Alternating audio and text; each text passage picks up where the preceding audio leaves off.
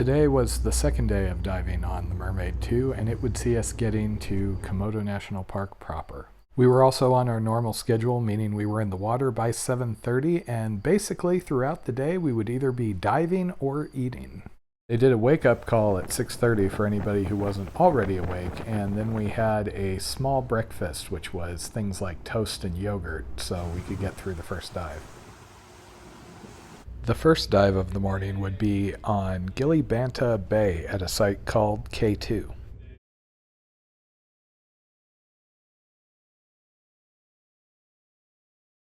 There were 12 of us on the dive boat, and they divided us into 3 groups, each with a dive master in the water. Since we had to load into the dinghy one at a time, each day a different group went first, second, third, etc. And today we are the third group, so we don't get to rush. We get to sit around and wait for the other groups to leave.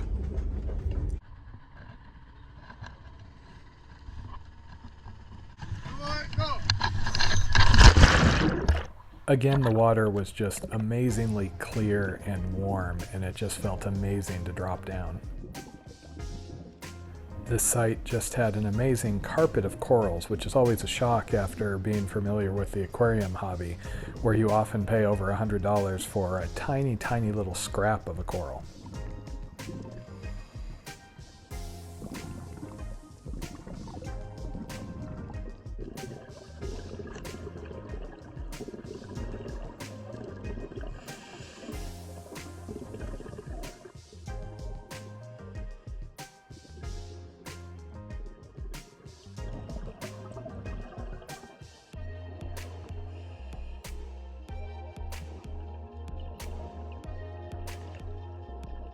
These things are called feather stars, and they're often not moving during the day. Every now and then, though, you can catch one swimming about, and they have kind of a hypnotic look to them.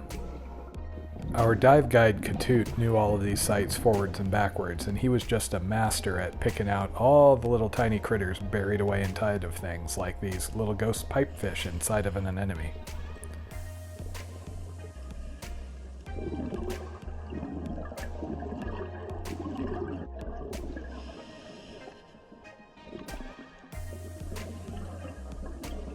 If some of this video looks a little less vivid than you would expect, keep in mind when we're shooting 60 feet underwater, part of the visual spectrum gets filtered out by all the water up above us. I run an application which processes the videos and tries to make them less blue and a little more normal colored, but there are still some weird anomalies, especially when you're down lower.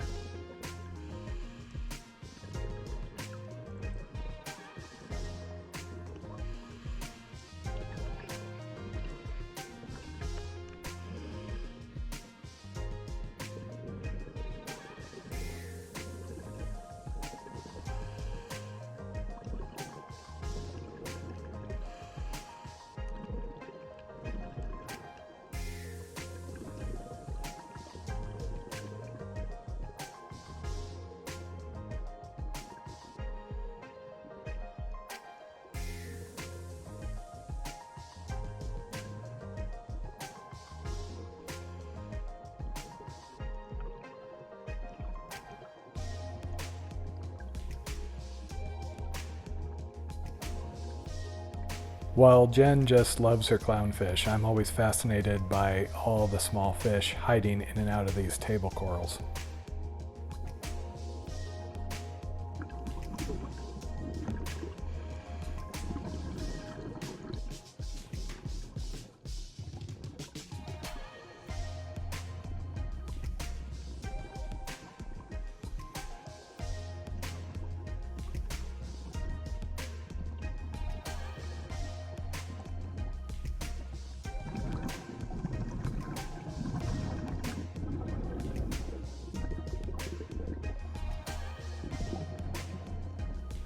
One of the advantages of having the dinghies pick us up is we could really run our scuba tanks down a little lower than we would normally, since we knew we weren't going to have to do any sort of a long surface swim to get back in. We were also using nitrox for these dives. Basically, it is a different gas blend that lets you have a little more bottom time because there's not as much nitrogen in the mix. And it does seem to take a little less out of you, which is a big thing if you're diving day after day after day.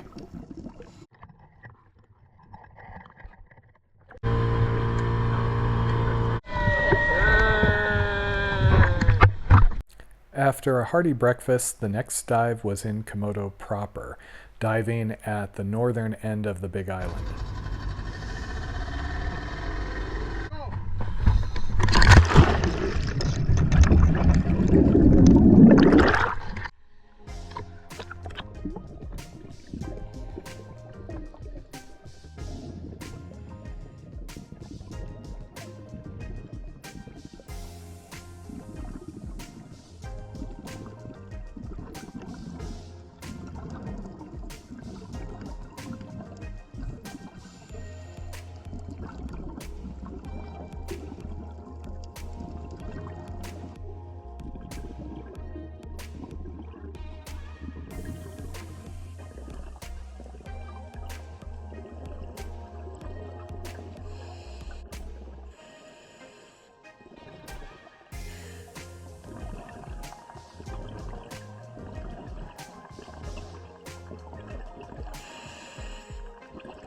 As I mentioned before, it's always a big treat when you can see a shark, and to get this close to one in this type of a dive site was really, really cool.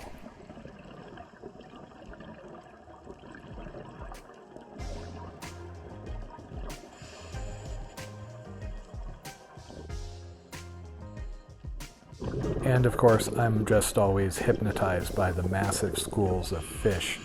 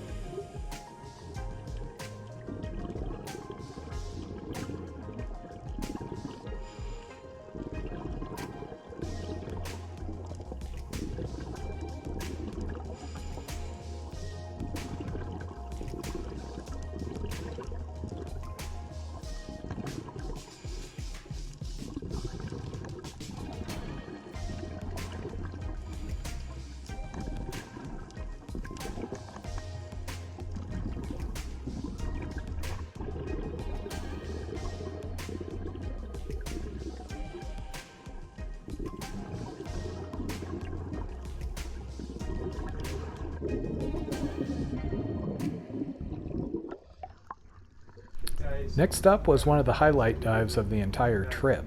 Called the Shotgun, it's basically a channel in between two islands where the current flows through and gives you a rather forceful drift dive.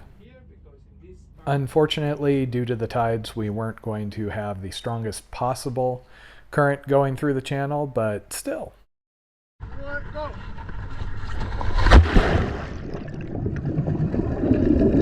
From the start, when we dropped in, we had a moderate current, so we all quickly descended. Generally, there is a limit to how much you can fight against the current, so if the current's going in one direction, you are probably going in that direction. But you can sometimes get really low to the ground and kind of hide behind the various rocks and things.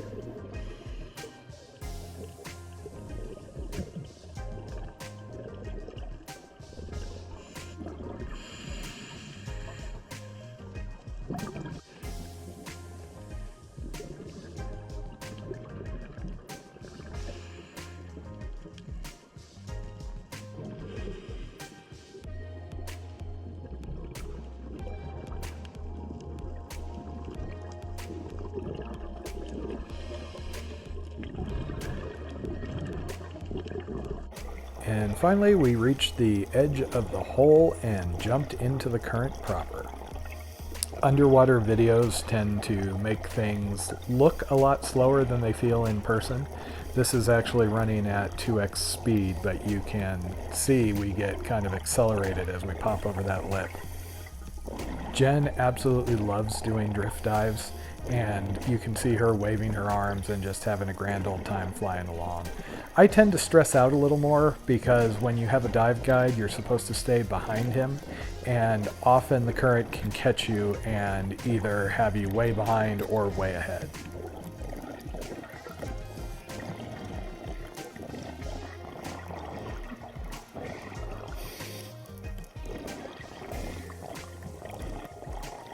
When you get ahead, pretty much all you can do is gently kick against the current and try not to exert yourself too much. When we cut out of the main channel, you could see the water getting much murkier and a bit colder as an opposing current came in. It usually doesn't come through really well on video, but you can actually see the colder water coming towards you in person, since the temperature differential gives it kind of a wavy effect.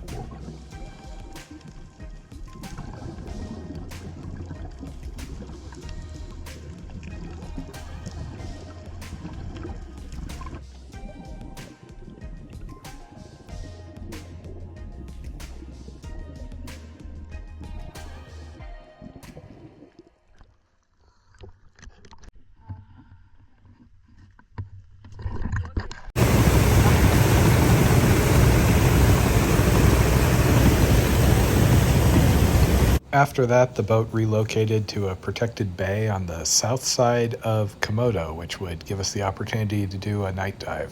In addition to just being a really peaceful spot, this brought us close enough to the main village on Komodo that there are these little merchant boats that come out and try and sell things to you.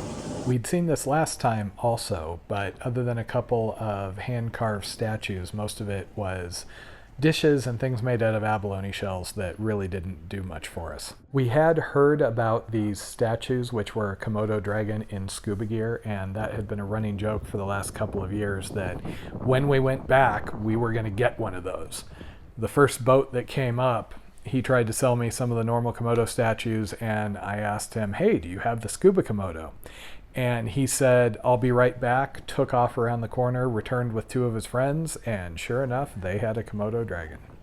It was a little on the expensive side, but if you ask me, this is the only souvenir I've seen both times in Bali that's worth buying. With Carl carefully tucked away in our room, it was time for the final dive of the night, a night dive at Sorolea.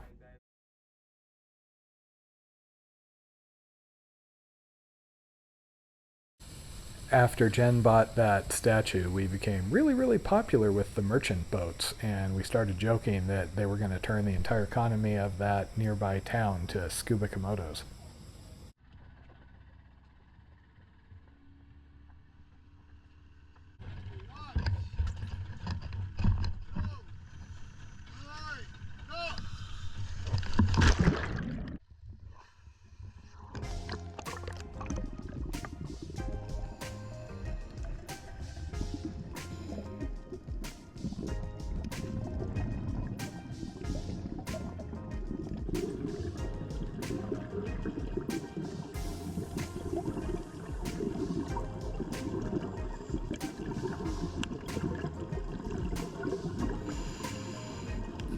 This is called a decorator crab, and they basically pick up anemones and attach them to their shells and wear them around as a defense. This thing was hanging out by a piece of trash, and it took me a minute to realize it was actually a crab and not just debris.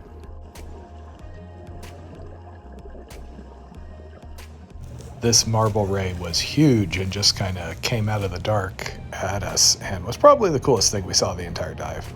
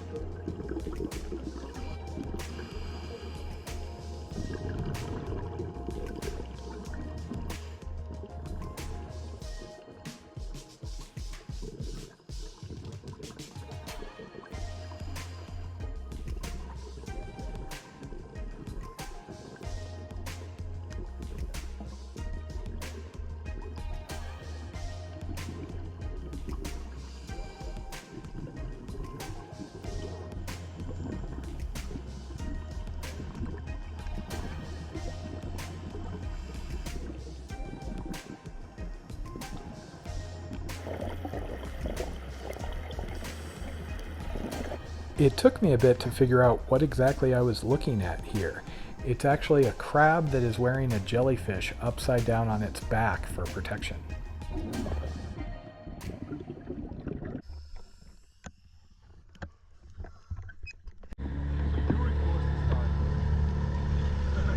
When we got back to the boat, the hostess once again had hot chocolate waiting for us, and then a hefty dinner, followed by just a little bit of time downloading footage off of my phone before it was time to crash.